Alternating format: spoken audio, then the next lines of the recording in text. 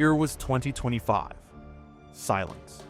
Not calm silence, but the silence before impact. Like every great bear market begins.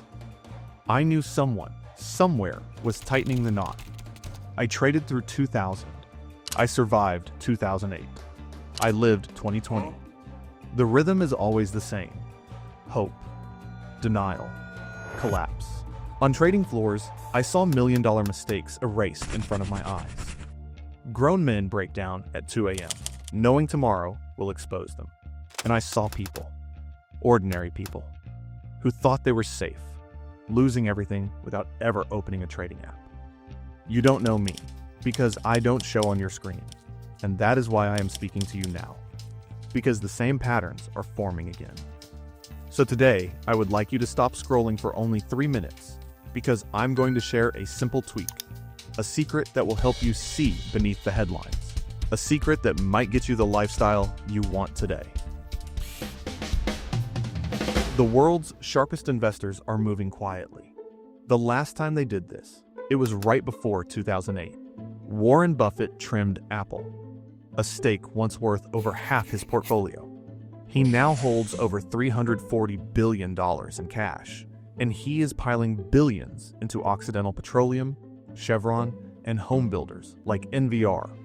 His protege, Monish Pabrai, is scooping metallurgical coal and offshore drillers like Valorous and Noble. So you ask, what do they see coming? You think the danger is missing the AI rally, but the real danger is missing where the smart money just went. Right now, every headline screams about NVIDIA's latest venture into small caps. Media influencers promise trading insights. I've heard those words before. In 1999, it was the internet. In 2007, it was housing.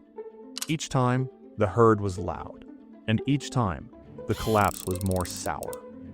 Energy today makes up only 2% of the S&P 500. In past bull runs, it was closer to 30%. This gap might be a huge opportunity for many, especially for you watching now. Meanwhile, AI stocks trade at 50, 100, or even 200 times earnings. To justify those prices, you need perfect stats for a long time.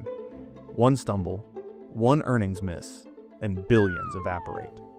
Commodities, on the other hand, are well underrated. From energy to livestock, they throw off cash. They pay dividends. Yet nobody wants them. But here's the paradox. The AI hype you're chasing depends on the commodities you're ignoring. Every electric vehicle needs steel.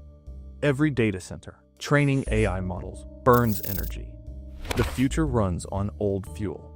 And that is either terrifying or hilarious, depending on your portfolio. So when Buffett builds a war chest of $344 billion and waits... We've got $335 billion now in treasuries. We would rather have conditions that are developed where we would have like $50 billion or something like that. But that just isn't the way the business works. The one problem with the investment business is that things don't come along in an orderly fashion, and they never will. He's waiting for a wild swing downward to strike. Manner, things get extraordinarily attractive very occasionally. The long-term trend is up. He knows most of the market is overpriced. He knows the tide will go out. And then we'll see who is swimming naked. Now, you may think, how can you use these? Here comes the trick I said earlier. First, track cash flows.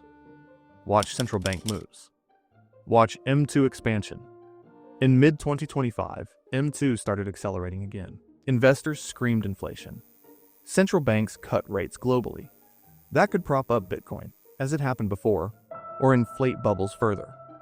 Buffett says he buys when others are fearful. See whether your stocks are down 15% or not. You need to get a somewhat different investment philosophy, because the world is not going to adapt to you. You're going to have to adapt to the world. That means when fear comes, be ready. Second, look where others refuse to look. Study companies with falling stock prices but rising fundamentals. Revenue up, profits up, debt low, cash flow growing. That's where opportunity hides. Because crisis is not cinematic. Your bank account isn't theme music, but your story does become cinematic, if you survive it. And in the end, if you're still standing, it's more than most people can say. and you'll have the best punchline of all. Telling your grandkids you got rich by buying boring coal, while everyone else was hypnotized by AI girls.